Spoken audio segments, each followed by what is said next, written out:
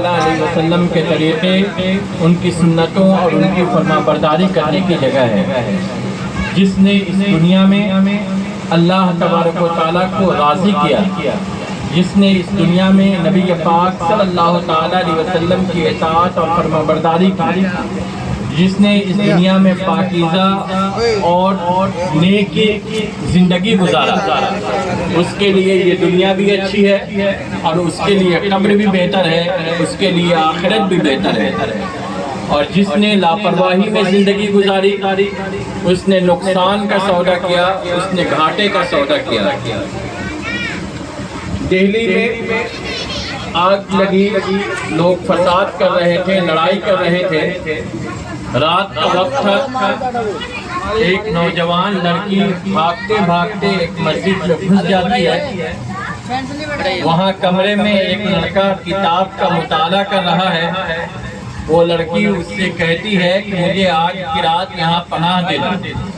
وہ لڑکا پناہ دینے سے انکار کرتا ہے تو وہ لڑکی کہتی ہے میں اکیلی ہوں، باہر دنگے ہو رہے ہیں، میں کیسے گھر جاؤں گی؟ تو وہ لڑکا اسے قیام کرنے کے لیے ٹھہرنے کی اجازت دے دیتا ہے۔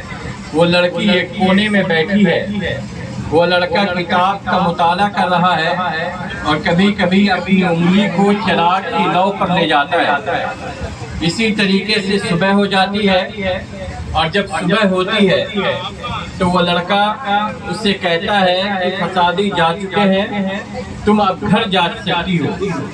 وہ لڑکی کہتی ہے میں گھر تو جاؤں گی، لیکن مجھے تم یہ بتاؤ کہ تم بار بار اپنی انگلی کو چراغ کی لو پر جو لے جا رہے تھے، چراغ سے جلا رہے تھے، اس کی وجہ کیا ہے؟ تو وہ لڑکا کہتا ہے کہ جب میری نظر یا میرا دھیان تمہاری طرف جاتا تھا تو میں اپنی انگلی کو چراغ کی لو پر لے جاتا تھا اور پھر کہتا تھا کہ اگر اس دنیا کی آگ کو برداشت نہیں کر سکتا ہے تو اس لڑکی کی طرف نظر اٹھا، اور اگر تو اس دنیا کی آگ کو برداشت نہیں کر سکتا ہے تو جہنم کی آگ کو تو کیسے برداشت کرے گا؟ میں اپنی انگلی کو آگ میں جلا کر کے یہ احساس دلاتا تھا جب تم دنیا کی آگ کی جلن کو برداشت نہیں کر سکتے ہو تو جہنم کی جلن کو کیسے برداشت کر سکو گے؟ اور میں نے اسی طرح سے صبح کیا ہے۔ تو وہ لڑکا اپنی نظر کو پاک رکھنے کے لیے، وہ لڑکا اپنے آپ کو شریعت کا پابند رکھنے کے لیے، وہ لڑکا اپنے آپ کو پاکیزہ زندگی گزارنے کے لیے اب وہ جہنم کی آگ کو یاد کرتا ہے۔ ہم سب اس دنیا میں زندگی گزارتے ہیں، ہم سب جب گناہ کریں، ہم سب جب اللہ کے راستے کو توڑیں، ہم جب اللہ تبارک نبی کائنات صلی اللہ تعالیٰ علیہ وسلم کی نافرمانی کریں تو ہمیں یہ یاد رکھنا چاہیے اور ہمیں اپنے آپ کو یہ احساس دلانا چاہیے کہ ہم جب دنیا کی آگ کو برداشت نہیں کر سکتے ہیں تو ہم جہنم کی آگ کو کیسے برداشت کریں گے؟ کسی بھی گناہ کو کرنے سے پہلے کسی بھی اصول کو توڑنے سے پہلے کسی بھی آیت کو پیٹ کے پیچھے کرنے سے پہلے نبی پاک صلی اللہ تعالیٰ علیہ وسلم کے فرمان کو ٹھکرانے سے پہلے ہمیں اپنے آپ سے یہ پوچھنا چاہیے کہ ہم جہنم کی آگ کو برداشت کر پائیں گے؟ ہم جہنم کے عذاب کو برداشت کر پائیں گے؟ ہم جہنم کی تکلیف کو برداشت کر پائیں گے؟ ہم قبر کی عذاب کو برداشت کر پائیں گے؟ ہم قبر کی تاریکی کو برداشت کر پائیں گے؟ اگر یہ برداشت کرنے کی صلاحیت محسوس ہو تو انسان کو گناہ کی طرف قدم اٹھانے چاہیے، ورنہ گناہوں سے، رسول کائنات کی نافرمانی سے، اللہ تبارک و تعالیٰ کے احکام کو توڑنے سے باز آنا چاہیے اور نیک بننے کی کوشش کرنی چاہیے۔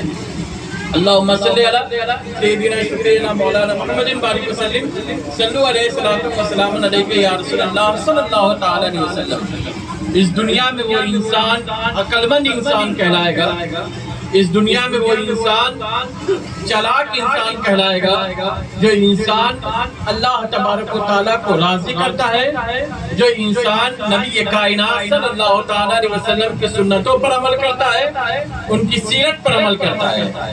آج کا پیمانہ یہ ہے کہ جو جھوٹ بول کر کے کوئی کام نکال لے اسے چالاک کہا جاتا ہے، آج کا پیمانہ یہ ہے کہ کوئی کسی کو دھوکہ دے کر کے اپنا کام نکال لے اسے عقل مند کہا جاتا ہے۔ آج کا نظریہ یہ ہے کہ کوئی کسی کی بےایمانی کر لے تو اسے ہوشیار کہا جاتا ہے۔ یہ دنیاوی اعتبار سے عقل مند، اور 60 سال کے لیے 70 سال کے لیے تو ایسا آدمی عقل مند ہو سکتا ہے، لیکن ابدی زندگی کے لیے، اللہ زوال زندگی کے لیے وہ گھاٹا ہے، وہ ایک غلط قدم ہے۔ عقل مند انسان وہی ہوگا، ہوشیار انسان وہی ہوگا جس کی نظر میں آخرت ہوگی۔ عقل مند انسان وہی ہوگا جسے اس بات کا احساس ہوگا کہ اسے اس دنیا کو چھوڑ کر کے ایک دن قبر میں جانا ہے، قبرستان جانا ہے۔ عقل مند، ہوشیار اور ذہین انسان وہی ہوگا جو اس دنیا کو بھی سجا رہا ہوگا، اس دنیا کو بھی بنا رہا ہوگا، اور جتنا اس دنیا کو سجانے اور بنانے پر محنت کر رہا ہوگا اتنا ہی وہ آخرت کو بھی سجانے اور بنانے کے لیے محنت کر رہا ہوگا۔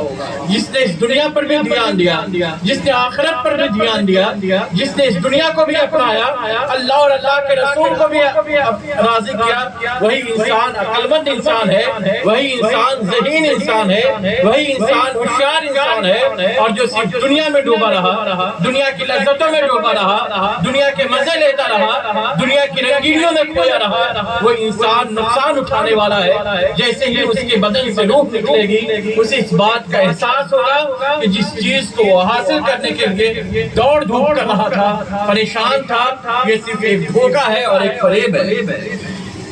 حضرت نظام الدین کا واقعہ ہے، انہوں نے ایک مدرسہ قائم کیا، مدرسہ نظامیہ قائم کیا، اور جب مدرسہ نظامیہ قائم کیا وہاں تعلیم ہو رہی تھی، پھر ہوتے ہوتے جو نتیجہ نکلنا چاہیے تھا وہ نتیجہ نہیں نکل رہا تھا، وہ مدرسے کا جائزہ